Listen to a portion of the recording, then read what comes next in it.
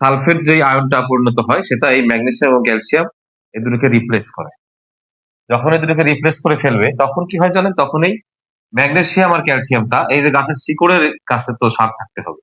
সেই শিকড় থেকেই তো সার মানে এই আয়নিক ফর্মে গাছ গ্রহণ করবে। এই এইটা সালফারের আয়নটা সেখানে চলে আসার কারণে এই ম্যাগনেসিয়াম এবং ক্যালসিয়াম এরা এখানটায় সহজে প্লেস করতে পারে না। তখন কি হয়? তখন গাছ তার জন্য প্রয়োজনীয় পরিমাণ ম্যাগনেসিয়াম আর ক্যালসিয়াম দিতে পারে না। তখন কি হবে? তখন গাছের ম্যাগনেসিয়াম ঘাটতি হবে। তখন গাছের ক্যালসিয়াম ঘাটতি হবে। আসসালামু আলাইকুম প্রিয় কৃষক ভাইয়েরা এবং প্রিয় তরুণ কৃষি উদ্যোক্তা বন্ধুরা, আশা করি আপনারা সবাই ভালো আছেন। আমি কৃষিবিদ এস এম ফজলে রাব্বি। আমার চ্যানেলের পক্ষ থেকে আপনাদেরকে জানাচ্ছি অনেক অনেক শুভেচ্ছা এবং অভিনন্দন।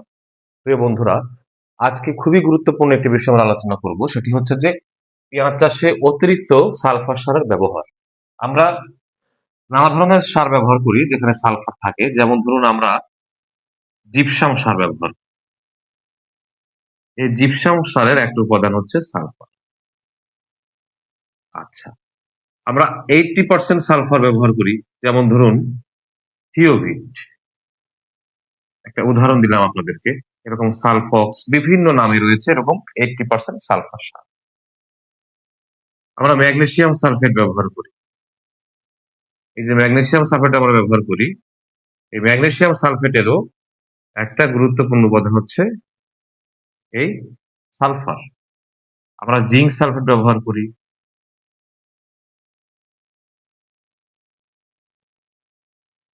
এটারও কিন্তু উপাদান রয়েছে সালফার। আমরা সালফেট অফ পটাশ বা সাদা পটাশ বলি আমরা যেটাকে, বাজারে এটা ফাস্ট পটাশ, কুইক পটাশ, এরকম আরো বিভিন্ন নামে পাওয়া যায়। এখানেও কিন্তু সালফার থাকে। তাহলে দেখেন যে আমরা ১, ২, ৩, ৪, ৫, ৬ আরো আছে।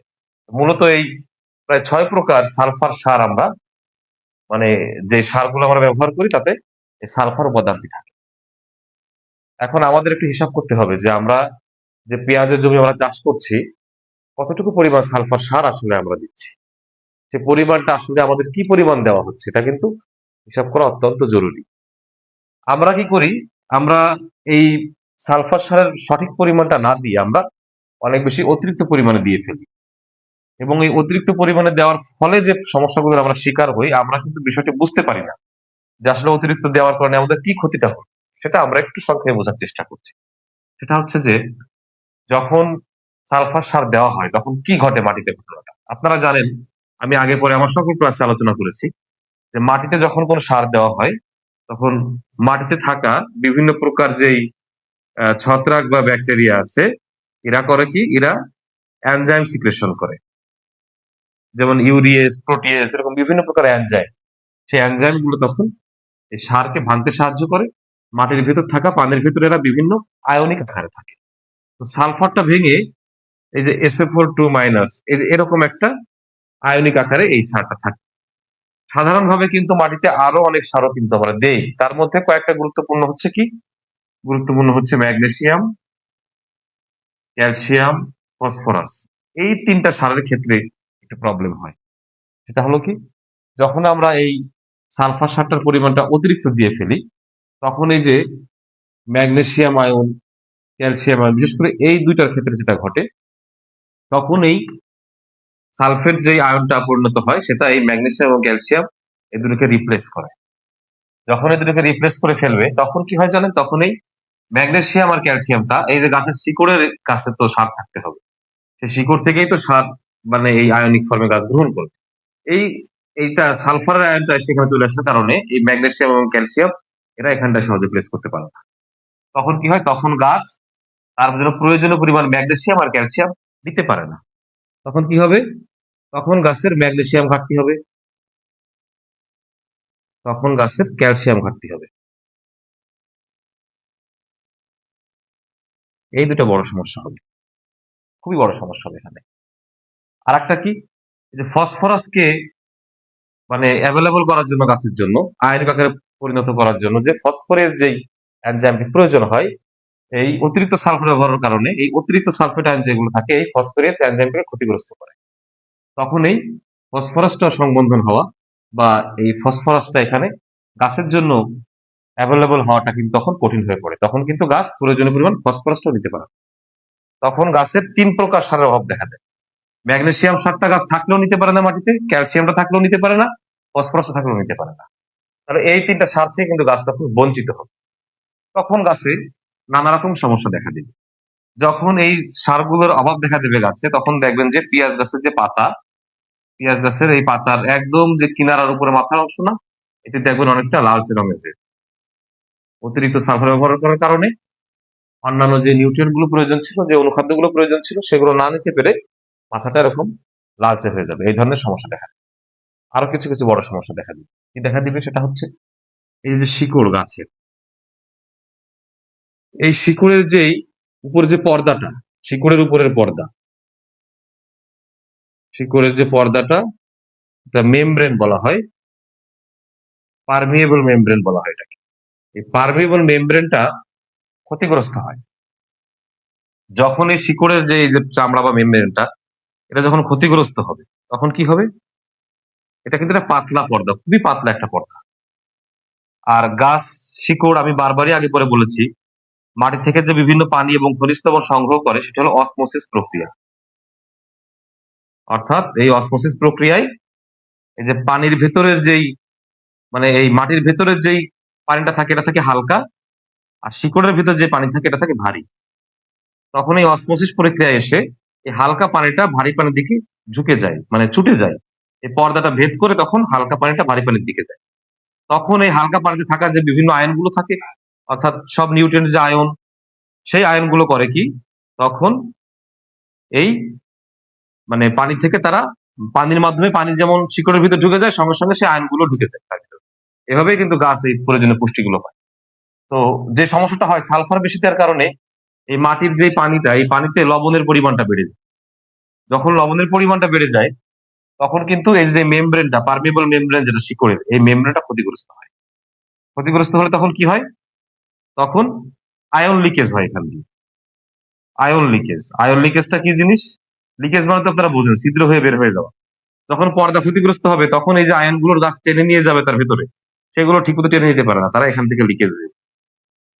আর অসমোসিস প্রক্রিয়ায় ব্যাঘাত ঘটে, কারণ লবণটা থাকলে হয় কি, এই পানি বেশি ভারী হয়ে যায়। আর পানি যখন বেশি ভারী হয়ে যায়, তখন উল্টো শিকড়ের পানি আবার বাইরে বের হয়ে আসে। তখন শিকড় শুকিয়ে যায়, পর্দা ক্ষতিগ্রস্ত হয়, তখন শিকড় আর পর্যাপ্ত পরিমাণ সার গাছ থেকে নিতে পারে না। এইভাবে কিন্তু তখন একটা বড় সমস্যার সৃষ্টি হয়। আরো অনেকগুলো সমস্যা হয়। সেই সমস্যাগুলো আমরা আসলে সরাসরি চোখে দেখতে পারি না বা সরাসরি বুঝতে পারি না। কিন্তু তার ফলাফলটা আসে ফলনে। কিরকম সমস্যা হয়? এই যে পেঁয়াজ গাছটা দেখেন, এই নিচে তো ফলন হবে। যখন এই সালফার সার আমরা খুব বেশি দিয়ে ফেললাম, এই সালফারটা যে করে কি, গাছের ভেতরে এই যে নাইট্রোজেন থাকে, যে বিভিন্ন গাছ খাবার তৈরি করে সূর্যের আলোকে কাজে লাগিয়ে, গাছ যে খাবারটা তৈরি করে পাতায়, পাতায় থাকে ক্লোরোফিল। এই ক্লোরোফিল কি করে, সূর্যের আলোকে কাজে লাগিয়ে আর মাটি থেকে প্রয়োজনীয় পানি এবং পুষ্টি উপাদানগুলো নিয়ে খাবার তৈরি করে। এই খাবারটা গাছের পাতায় সুক্রোজ আকারে জমা থাকে।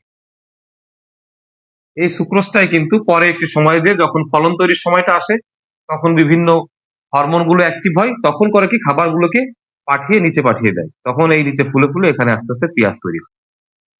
যখন সালফারের পরিমাণটা বেড়ে যাবে অনেক, তখন এই নাইট্রোজেনটা আপনার এই পাতার খাবারের মধ্যে একটা গুরুত্বপূর্ণ উপাদান, পাশাপাশি ক্লোরোফিল গঠনে, পাতার গঠনে একটা গুরুত্বপূর্ণ উপাদান। তখন এই সালফার আর নাইট্রোজেনের মধ্যে কনফ্লিক্ট তৈরি হয়, এদের মধ্যে ব্যালেন্স থাকে না, ইমব্যালেন্স হয়ে যায়। সালফার এবং নাইট্রোজেন যখন ইমব্যালেন্স হয়ে যায়, তখন এই যে গাছের খাদ্য তৈরি প্রক্রিয়া এবং সেই খাদ্যকে নিজের দিকে পাঠানোর যে প্রক্রিয়া, সেই প্রক্রিয়াকে পাঠানোর জন্য কাজ করে কারা? হরমোন এবং এনজাইম।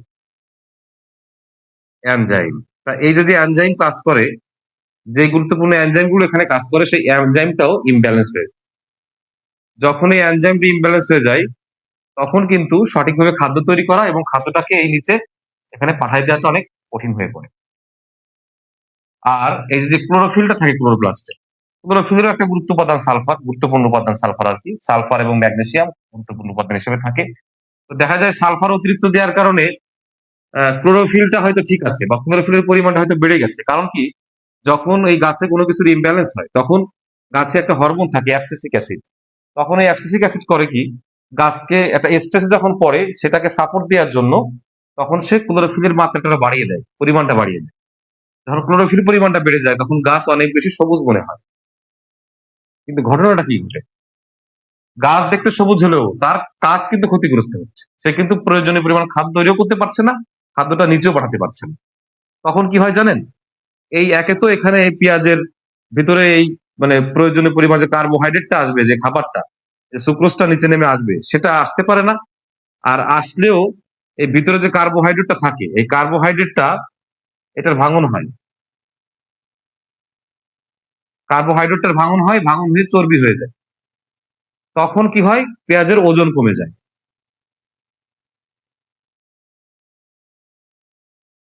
ওজন কমে যায়। পেঁয়াজের আকৃতি তো ঠিক থাকে, দেখতে হয়তো বড়ই মনে হয়, ভেতরে কিন্তু পেঁয়াজের ওজন কমে যায়।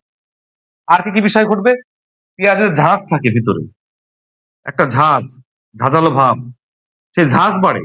সালফার বেশি হওয়ার কারণে ঝাঁজটা কিন্তু ঠিকই বাড়ে, কিন্তু সেই ঝাঁজটা অতিরিক্ত হয়ে আরো ক্ষতি হয়। কারণ কি? এর মিষ্টটা নষ্ট হয়ে যায়। পেঁয়াজের যে মিষ্টতা, খেতে যে স্বাদ লাগবে, পেঁয়াজটা যে মশলা হিসেবে খাবারের স্বাদ আনবে, এই মিষ্টতা নষ্ট হওয়ার কারণে স্বাদটা আর আসে না। আর পাশাপাশি এই যে ওজনটাও কমে যায় অনেক। তাহলে দিন শেষে আমরা যখন ফলনটা পাই, ফলনটা অনেক কমে যায়। তাহলে কি দেখলাম আমরা শেষমেশ? যে আমরা সালফার যদি অতিরিক্ত দেই, আমাদের গাছ কিন্তু দেখতে সুন্দর হবে, অনেক সবুজ হবে, কালো দেখাবে, মনে হবে যে আমাদের গাছ খুব সবল। কিন্তু দিন শেষে কি হচ্ছে? আমরা ফলনটা কম পাচ্ছি। এক তো এখান থেকে ট্রান্সপোর্ট প্রক্রিয়া ঠিক না হওয়ার কারণে ট্রান্সপোর্টের যে এনজাইম গুলো কাজ করে ইমব্যালেন্স হয়ে যায়, যে কারণে প্রয়োজনীয় পরিমাণ খাদ্য নিচে জমা না হওয়ার কারণে পেঁয়াজের ফলনটা বেশি হয় না। আর যাটুকু একটু হতো তাও আপনার এই যে এই কার্বোহাইড্রেটটা লসের কারণে ভেঙে চর্বি হয়ে যায়, তখন আর কার্বোহাইড্রেটের পরিমাণটা কমে যায়।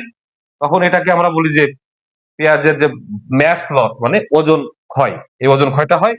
তখন এই দিন শেষে আমাদের ফলনের ওজন যায় কমে, পেঁয়াজের মিশ্রতা নষ্ট হয়ে যায়, অতিরিক্ত ঝাঁঝালো হলেও তাতে আর স্বাদ থাকে না। তাহলে আমি আশা করেছি আপনারা হয়তো বুঝতে পেরেছেন যে কি বিষয়টা আমি বোঝাতে চেয়েছি।